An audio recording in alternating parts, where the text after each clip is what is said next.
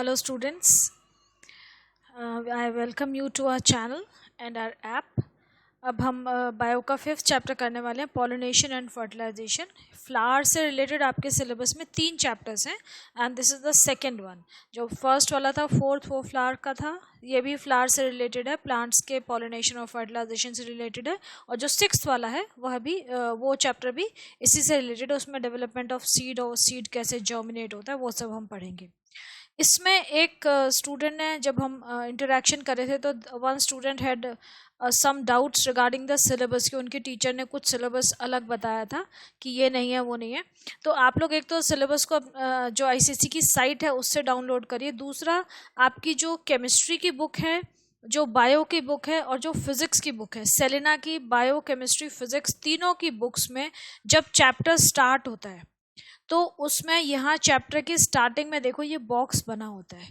Selina की तीनों books में ये है. फिजिक्स, बायोलॉजी, केमिस्ट्री में जब चैप्टर स्टार्ट होता है तो ऊपर ये बॉक्स बना होता है जिसमें सिलेबस दे रखा है. ये सिलेबस वही है जो बोर्ड ने प्रिस्क्राइब किया है, word to word. This is the exact syllabus prescribed by the board. तो आप इसको रेफ़र करिए, इस सिलेबस को देख लीजिए. अगर आप सेलिना के अलावा भी कोई बुक्स यूज़ कर रहे हैं, तो मैं सेलिना बुक्स ही यूज़ कर रही हूँ, तो आप इसमें से पॉज करके इसको सिलेबस को नोट कर सकते हैं. ठीक है, ये सिलेबस आपका बोर्ड का ही सिलेबस है. और साइंस की तीनों बुक्स जो हैं, केमिस्ट्री, बायो, फिजिक्स, सेलिना में, सब में चैप्टर की स्टार्टिंग में सिलेबस दे रखा होता है.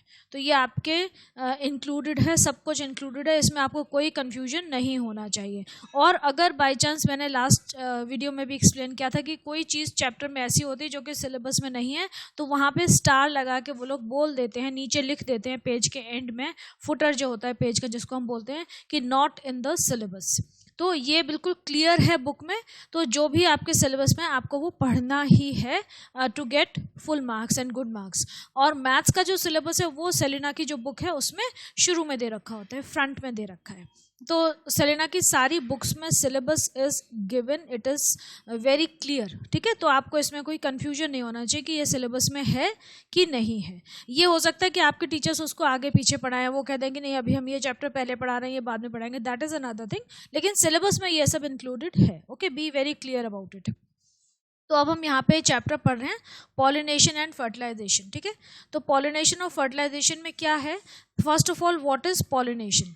आपने पढ़ा हुआ है, छोटी क्लासेस में भी पढ़ा है कि पॉलिनेशन क्या होता है, कि transference of pollen grain from the anthers of a particular flower to the stigma of the same flower or another flower on the same plant or of another plant.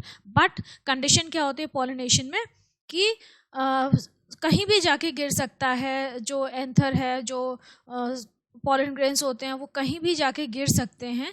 लेकिन फर्टिलाइजेशन कब होगा, fertilisation तभी होगा जब anthers same species के plant पे जाके गिरेंगे, otherwise they will be wasted. ठीक है, तो pollination is essentially the transference of pollen grains from the anthers to the stigma. Okay, अब यहाँ पे आपकी बुक में डिटेल में थोड़ा सा दे रखा है कि पॉलिनेशन क्या होता है. आपको ये पता है कि stamens of a flower are the male organs and they produce powdery material called the pollen, which consists of particles called pollen grains. छोटे छोटे pollen grains होते हैं, minute particles होते हैं, उनके different shapes और sizes होते हैं, और बेसिकली येलो पाउडरी सा होता है वो. Each pollen grain contains nuclei that participate in reproduction. ये अभी आप पढ़ने वाले हैं इसी चैप्टर में थोड़ा सा आगे, कि हर pollen grain के अंदर न्यूक्लियाई होते हैं, 2 न्यूक्लियस होते हैं जो कि रिप्रोडक्शन की प्रोसेस में हेल्प करते हैं. For initiating this process the formation of fruit and seeds, the first step is that pollen grains must reach the stigma. अब ये हमारी जो प्रोसेस होगी फर्टिलाइजेशन की आगे चल के, जहाँ पे कि ओवरी जो है वो फ्रूट में कन्वर्ट होती है फर्टिलाइजेशन के बाद, तो उसके लिए सबसे इसेंशियल जो पहला फोरमोस्ट स्टेप है, that is the process of pollination. की जो पॉलन ग्रेन्स हैं वो स्टिग्मा तक पहुंचने चाहिए. जब वो स्टिग्मा पे गिरेंगे, when they will fall on stigma, then they will germinate and then they will reach the ovary and the nuclei, the male nuclei and the female nuclei will fuse. तो and that will result in the reproduction of the egg cell, है ना, जो egg cell fertilise हो जाएगा और तब zygote बनेगा और तब आपका फ्रूट्स डेवलप होगा. तो वो सब चीज़ें बात की हैं. तो उसके लिए सबसे इसेंशियल कंडीशन क्या है कि पॉलिनेशन होना चाहिए. तो अब पॉलिनेशन 3 तरीके से हो सकता है. ठीक है, पहला क्या दे रखा है कि the pollen of the same flower may fall on it's stigma by itself. जो एक फ्लावर है, अगर ये कंडीशन कब होती है, जो फ्लावर बाइसेक्सुअल है, तो बाइसेक्सुअल फ्लावर है उसमें जो उसका जो पॉलन ग्रेन है वो पॉलन ग्रेन उसके फ्लावर के खुद के स्टिग्मा पर ही अगर फॉल होता है, उसी पे गिर जाता है, उसी पे आके रेस्ट करता है और वहाँ पे वो जर्मिनेट करता है, तो then we call it self pollination. और इस प्रोसेस को हम ऑटोगैमी भी बोलते हैं। ठीक है, सेल्फ पॉलिनेशन या ऑटोगैमी। देखो यहाँ पे डायग्राम में दे रखा है कि ये फ्लावर है आपका, इसका जो पॉलन ग्रेन है आके इसी पे गिर गया, ये सर्कल कंप्लीट हो गया, तो हम इसको कह रहे हैं ऑटोगैमी। ठीक है, ऑटो का मतलब सेल्फ, गैमी का मतलब मैरिज होता है, तो सेल्फ मैरिज मतलब अपने ही फ्लावर के पॉलन ग्रेन से वो स्टिग्मा जो है वो फर्टिलाइज हुआ है, वहाँ पे जाके गिरा है वो, तो वो पॉलिनेशन सेल्फ पॉलिनेशन कहलाता है। ठीक है, तो इसमें तो कोई कंडीशन नहीं है, सेम फ्लावर है तो ऑब्वियसली सेम प्लांट है, सेम स्पीशीज है, सब कुछ सेम है। दूसरी कंडीशन क्या है कि the pollen of flower another flower of the same plant may fall on the stigma. इसको हम बोलते हैं गीटनोगैमी। गीटनोगैमी होता है नेबरिंग फ्लावर। अब यहाँ पे ये क्या कह रहे हैं कि एक प्लांट है, उसमें एक फ्लावर तो होगा नहीं, बहुत सारे फ्लावर्स होंगे, तो उस प्लांट के एक फ्लावर के पॉलन ग्रेन्स उसी प्लांट के दूसरे फ्लावर के स्टिग्मा पे जाके अगर गिर रहे हैं तो हम उसको बोलते हैं सेल्फ पॉलिनेशन। लेकिन उसके लिए हम एक टर्म यूज करें गीटनोगैमी। देखो यहाँ पे आपके दे रखा है डायग्राम में कि यहाँ से, ये मैं ब्लू कलर से रिप्रेजेंट कर रही हूँ, ये इस फ्लावर पे जाके गिरा है and we are calling it geitonogamy. That is same plant है लेकिन फ्लावर डिफरेंट है। ठीक है, तो नेबरिंग फ्लावर पे जाके गिरा है, प्लांट सेम है।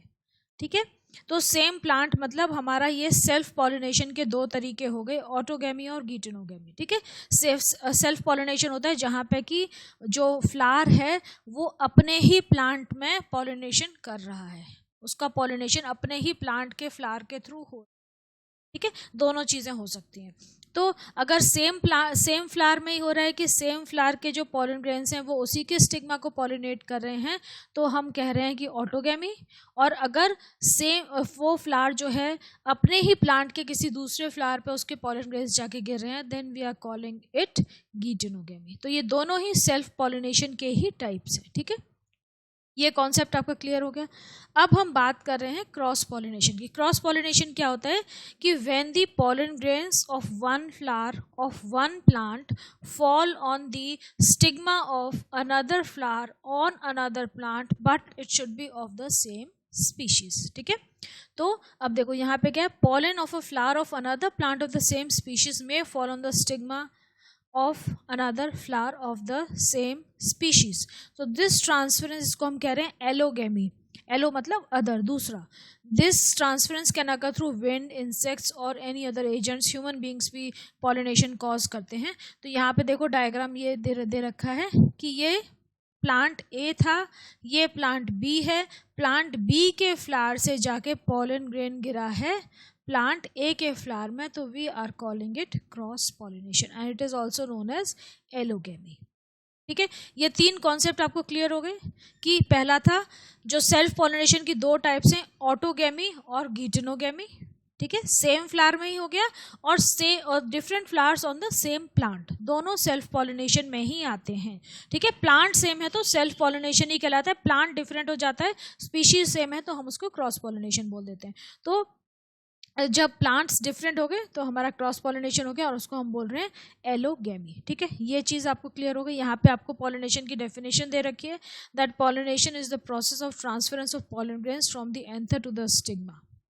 ओके, अब ये पॉलिनेशन की डेफिनेशन है। अब पॉलिनेशन सक्सेसफुल हो या पॉलिनेशन जो है वो फर्टिलाइजेशन में रिजल्ट हो, उसके लिए क्या कंडीशन है कि जो जिस प्लांट पे वो गिरा है जाके वो स्पीशीज सेम होनी चाहिए, तभी वहाँ पे फर्टिलाइजेशन होगा। अगर स्पीशीज डिफरेंट होगी तो फर्टिलाइजेशन नहीं होगा। मतलब अगर सनफ्लावर का जो पॉलन ग्रेन है वो आगे रोज के प्लांट में आके गिर जाए, रोज के फ्लावर पे आके गिरे तो फर्टिलाइजेशन नहीं होगा। रोज का जो पॉलन ग्रेन है वो किसी और लिली के प्लांट पे चला जाए या हिबिस्कस के फ्लावर पे गिर जाए या और किसी फ्लावर पे गिर जाए, मैरीगोल्ड पे चला जाए, तब भी पॉलिनेशन नहीं होगा। तो मतलब पॉलिनेशन तभी होगा, फर्टिलाइजेशन नहीं होगा। तो पॉलिनेशन तभी इफेक्टिव होता है या पॉलिनेशन फर्टिलाइजेशन में तभी रिजल्ट करता है जबकि वो सेम स्पीशीज के फ्लावर्स के बीच में होता है। ठीक है, अब यही कंडीशन आपकी एक्सप्लेन की है कि pollination must occur between plants of the same species. ठीक है, many different kinds of flowering plants may be growing in the same vicinity. For example, an orchard may have trees of mango, guava, lychee, etc., and even some wild trees like neem, jamun or shisham. But crops भी होती हैं यहाँ पे बहुत सारी, agricultural feed, wheat, mustard, pulses, vegetables and so on. और wind जो है वो पॉलन को उड़ा के कहीं भी ले जा सकता है। ये कह रहे हैं कि एक ऑर्चर्ड है। ऑर्चर्ड क्या होता है? जो फलों का बाग होता है ना, उसको हम ऑर्चर्ड बोलते हैं, जहाँ पे कि फ्रूट्स के ट्रीज होते हैं। तो ऑर्चर्ड में बहुत तरह के ट्रीज होते हैं, मैंगो है, लीची है, गुआवा है, जामुन है, और भी बहुत तरह के हो सकते हैं। उसके साथ साथ वहाँ पे वाइल्ड ट्रीज भी होंगे, वहाँ पे आपका बरगद भी हो सकता है, नीम भी हो सकता है, पीपल भी हो सकता है, जामुन भी हो सकता है, शीशम के पेड़ भी हो सकते हैं, बहुत सारे ट्रीज हो सकते हैं ना। तो और साथ में जहाँ पे बाग लगा हुआ है, जहाँ पे ऑर्चर्ड है, वहाँ पे साथ में एग्रीकल्चरल लैंड भी होगी, फार्मिंग भी होगी, है ना।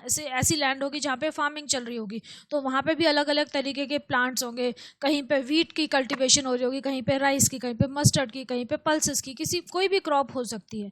तो अब विंड जो है वो सारे पॉलन को इकट्ठे लेके ब्लो करती है। विंड ये थोड़ी कहती है कि नहीं मुझे सिर्फ सनफ्लावर के पॉलन ग्रेन्स को लेके जाना है, या मैं अभी इस बार तो सिर्फ व्हीट के पॉलन ग्रेन्स को लेके जाऊंगी, या सिर्फ मैंगो के पॉलन ग्रेन्स को लेके जाऊंगी। ऐसे नहीं होता है।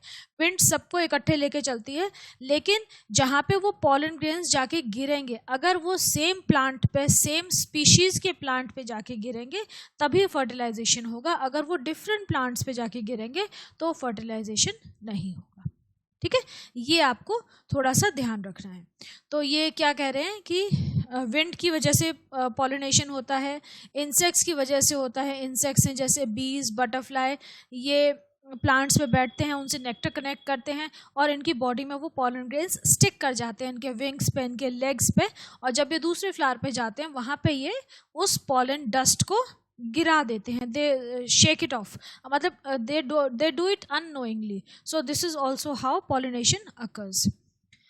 तो जो एक फ्लावर है वो अपनी स्पीशीज के भी पॉलन रिसीव करता है और दूसरे बहुत सारे प्लांट्स के स्पीशीज के भी पॉलन ग्रेन्स रिसीव करता है, लेकिन जो पॉलन ग्रेन सेम स्पीशीज का है वही सरवाइव करता है। बाकी सारे जो हैं वो गिर जाते हैं या ड्राई हो जाते हैं या मतलब वेस्ट हो जाते हैं। ठीक है, तो यहाँ पे एक आपके दे रखा है कि nature has so design that only the pollen of the same species of the plant will survive and grow further to continue the process for reproduction, and the rest of the types of pollen grain will fail to germinate and perish, वो destroy हो जाएंगे। ठीक है, अब यहाँ पे kinds of pollination दे रखे हैं जो हमने अभी पढ़े थे, जो मैंने आपको अभी बताया कि दो तरह के पॉलिनेशन होते हैं। पहला है सेल्फ पॉलिनेशन। सेल्फ पॉलिनेशन क्या हो जाएगा? Transfer of pollen grain from the anther to the stigma of the same flower.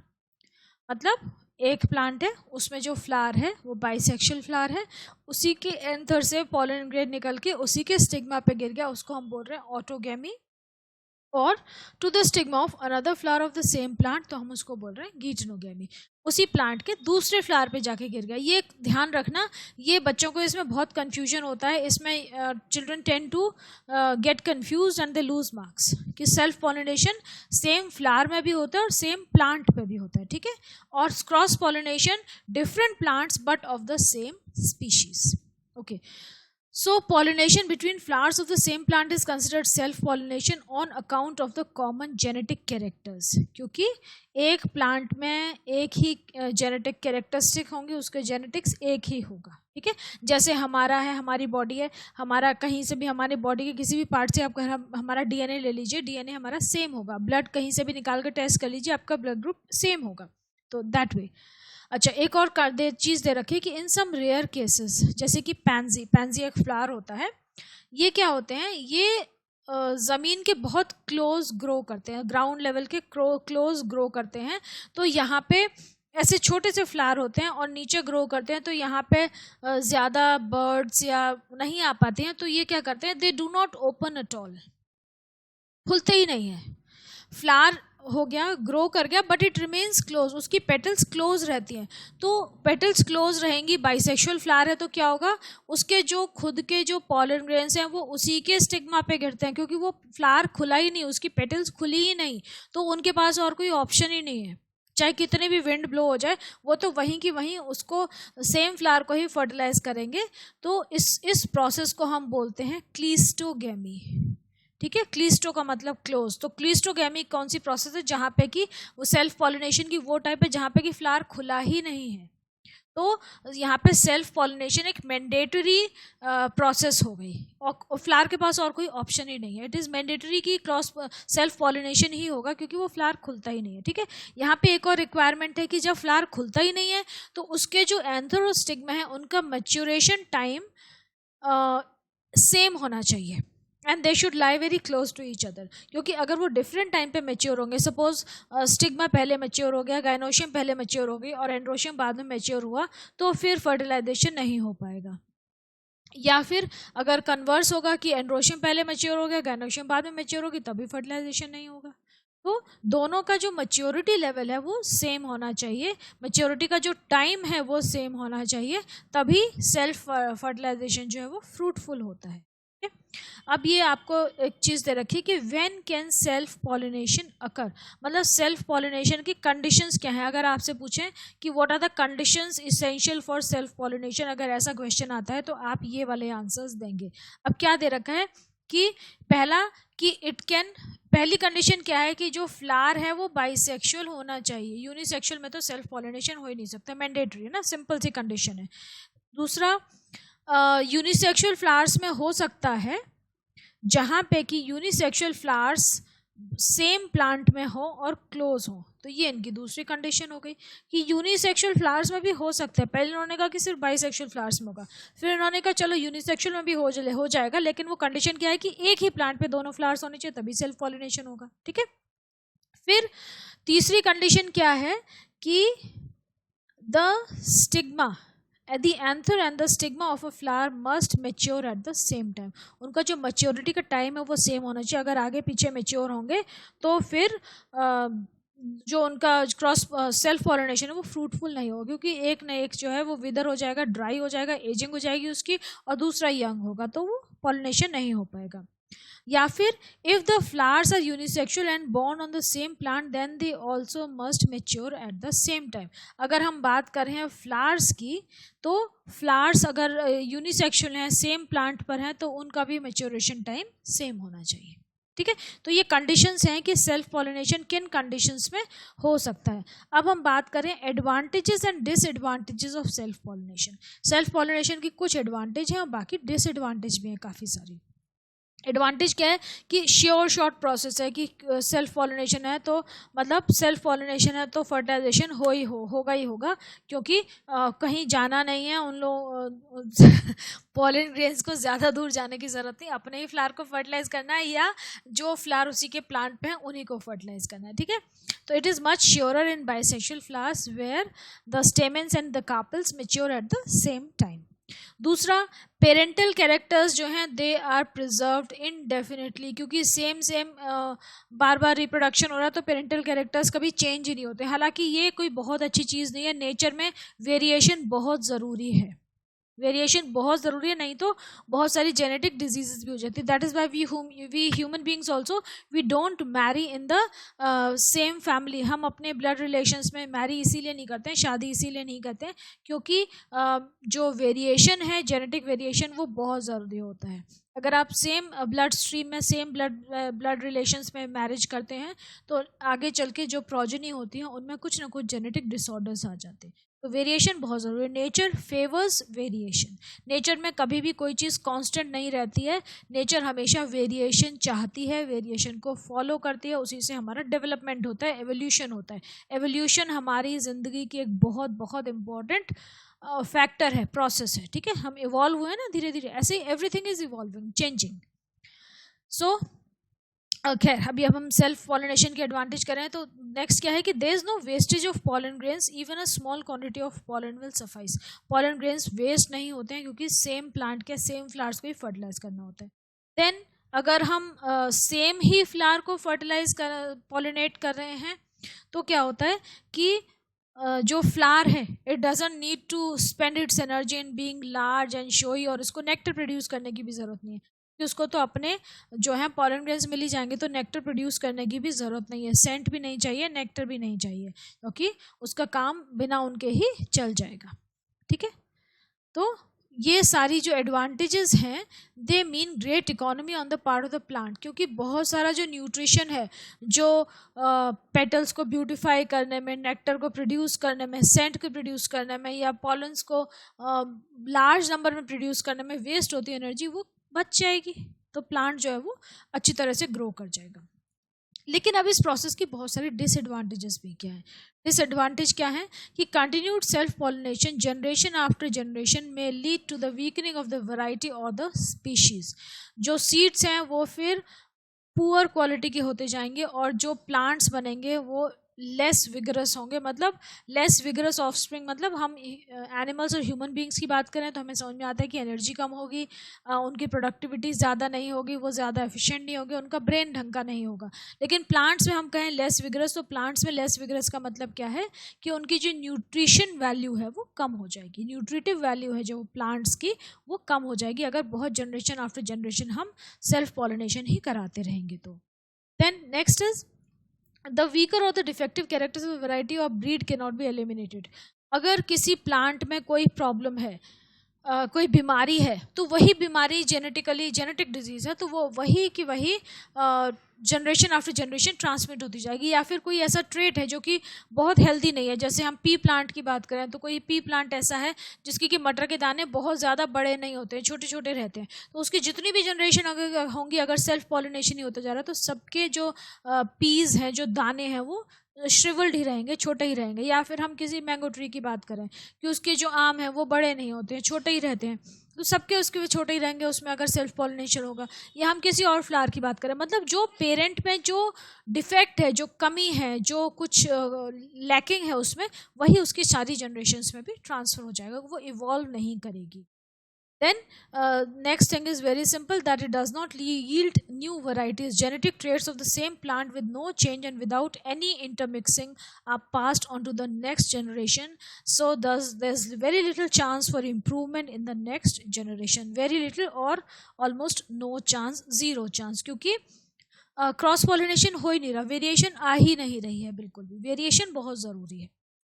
ठीक है, तो this was all about self pollination. अब हम बात करते हैं क्रॉस पॉलिनेशन की। क्रॉस पॉलिनेशन में क्या होता है? तो क्रॉस पॉलिनेशन हमें पता है कि क्रॉस पॉलिनेशन है क्या? It is a transference of pollen grains from the anther of flowers of one plant to the stigma of a flower of another plant of the same species. यहाँ पे ये बहुत ध्यान रखने की ज़रूरत है, सेम स्पीशीज टर्म यूज़ करनी बहुत ज़रूरी है। अगर आप इसे यूज़ नहीं करोगे तो आपकी डेफिनेशन जो है वो क्या रह जाएगी? अधूरी रह जाएगी, है ना। एज यूजुअल आप देख सकते हो मेरा स्टार कैसा बना है, हमेशा की तरह। Okay, doesn't matter. Alright, advantages of cross pollination क्या है कि जो प्रोजेनी बनती है वो हेल्दी होती है, ऑफस्प्रिंग्स आर हेल्दी। ऑफस्प्रिंग मतलब प्रोजेनी, मतलब जो न्यू बेबी प्लांट्स बन रहे हैं, जो नए प्लांट बन रहे हैं। The seeds produced are abundant and viable. बहुत सारे सीड्स प्रोड्यूस होते हैं। वायबल का मतलब होता है कि they have reproductive capacity. Viable, कोई चीज़ वायबल है मतलब वो प्रैक्टिकली पॉसिबल है। हम नॉर्मल टर्म्स में अगर इंग्लिश में हम यूज़ करते हैं something is viable, that means it is practically possible, ये काम हो सकता है। तो यहाँ पे सीड्स आर वायबल मतलब सीड्स हेल्दी हैं जो कि जर्मिनेट हो सकते हैं, they can produce new plants. Next is new varieties may be produced by cross pollinating two different varieties of the same species or even two species। कि हम नई वैरायटी प्रोड्यूस कर सकते हैं क्रॉस पॉलिनेशन से, ऑफ द सेम स्पीशीज और even of different species. ये आप एनिमल्स में भी देखते हैं, जैसे कि हमने पढ़ा है, आपने पढ़ा होगा कि बहुत सारी, आपने पता नहीं पढ़ा है कि नहीं पढ़ा है, have you heard of tigon? Tigon एक नई स्पीशीज है which is the mix of tiger plus lion. ठीक है, ऐसे ही लाइगर होती है एक species which is the mix of lion plus tiger, मतलब यहाँ पे मदर और फादर का डिफरेंस है। अगर टाइगर फादर है, लायन मदर है तो टाइगर हो गया, लायन फादर है, टाइगर मदर है तो लाइगर हो गया। ऐसे ही और भी बहुत सारी होती हैं। जीप होती है, जीप के बारे में पता है आपको? जीप क्या होती है? Find out and tell me what is jeep. ठीक है, okay.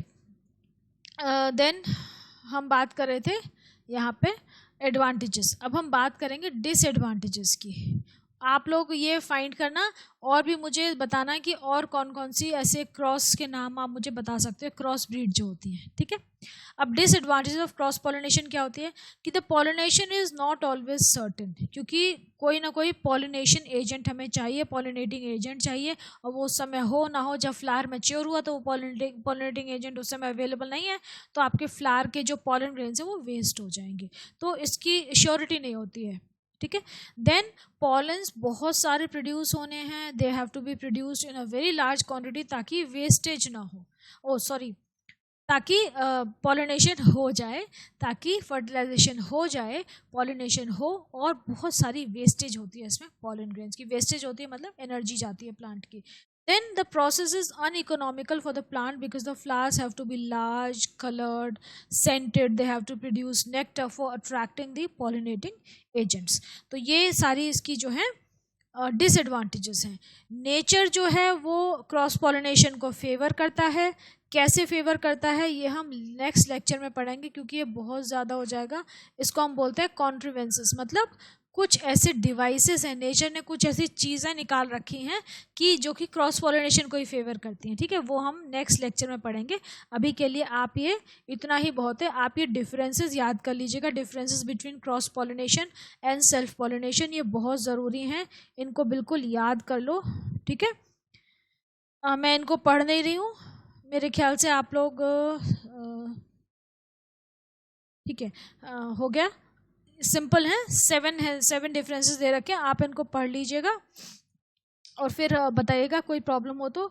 I will stop here, छोटा सा ही मैं बना रही हूँ, ज़्यादा नहीं कर रही हूँ, क्योंकि थोड़ा थोड़ा करके करेंगे तो आपको याद हो जाएगा। अभी आप ये सेल्फ पॉलिनेशन, क्रॉस पॉलिनेशन याद कर लीजिए और उनके डिफरेंस याद कर लीजिएगा। फिर हम नेक्स्ट में पढ़ेंगे कि नेचर क्रॉस पॉलिनेशन को कैसे फेवर करता है, क्या कॉन्ट्रोवेंसेस हैं, मतलब क्या क्या तरीके हैं नेचर के, और फिर हम उसके बाद आगे पढ़ेंगे कि कैसे फर्टिलाइजेशन होता है। तो ये वाला चैप्टर मैं आपका 4 या 5 लेक्चर्स में ख़त्म करूँगी, इंक्लूडिंग द क्वेश्चन आंसर्स। ठीक है, 4 या 5 लेक्चर्स लगेंगे हमें, then will move on to the next chapter. तो हम यहाँ पे फिनिश कर रहे हैं अपना ये लेक्चर। चलिए ठीक है, okay, be in touch and please like, subscribe and share and download our app also, वो भी आपके लिए बहुत यूजफुल है। ठीक है, चलो, ओके, टेक केयर चिल्ड्रन।